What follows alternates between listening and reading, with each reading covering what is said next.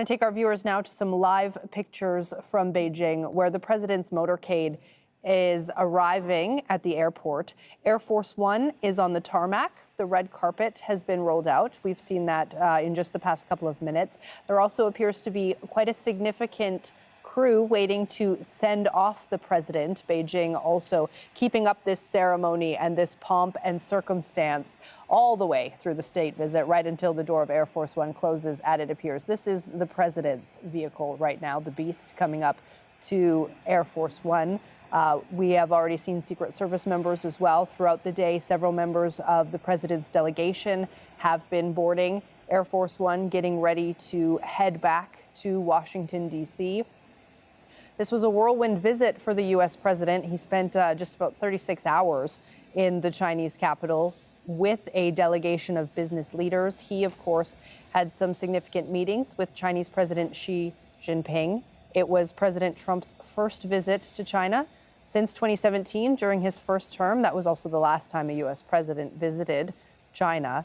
And the two discussed many things. There was a lot on the agenda for the short amount of time that they had, ranging from trade to Taiwan, the war in Iran, and of course, China has been saying that they want to keep this relationship on a strategically stable plane, as it was thrown into a bit of upheaval over the past 12 months after the U.S. president imposed those sweeping tariffs on countries all around the world, igniting a trade war with China, where tariffs on both sides went over 100%.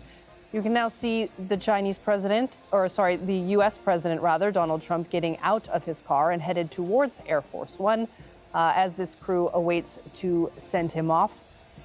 We will take a little bit of a listen and see if we can hear anything happening there.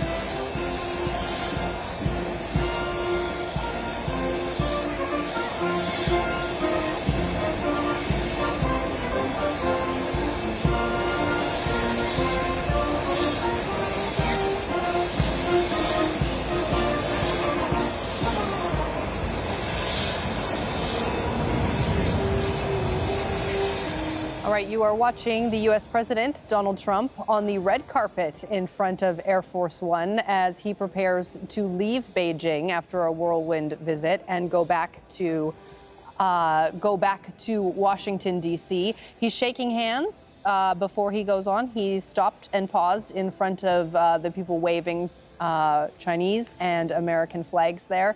He's also getting a military band send-off, very similar to what he got when he arrived in China just about 3 days ago. Let's bring in our chief U.S. correspondent, Alan Fisher, who is live for us in Beijing and has been there watching the president's movements through this visit.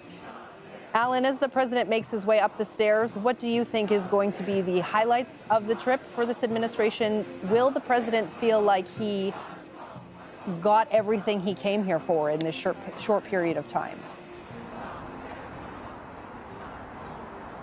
Well, we were told that we're hoping they'd establish a board of trade to effectively oversee commerce between the two countries. There's been no official announcement about that. But a lot of what Donald Trump wanted to do here, he will think he has achieved. They talked about selling more planes to China.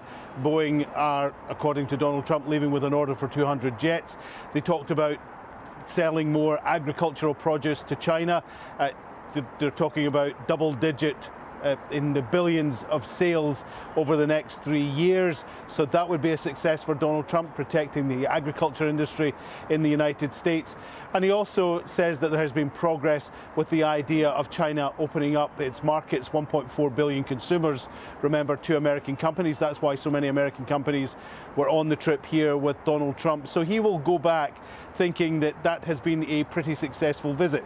Also, he wanted to talk about Iran. He says that both he and Xi Jinping are on the same page when it comes to reopening the Strait of Hormuz, making sure that there are no tolls for countries using the strait, and also that he wants to see an end to the war. Donald Trump said in a TV interview on Thursday night that Xi Jinping will do anything he can to get to a deal. So all in all, Donald Trump will feel this has been a successful 40 hours in China.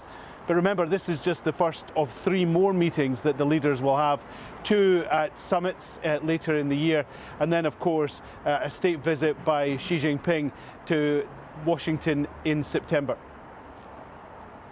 All right, that is our chief U.S. correspondent, Alan Fisher, reporting live for us from Beijing as U.S. President Donald Trump boards Air Force One en route back to Washington. Alan, thank you.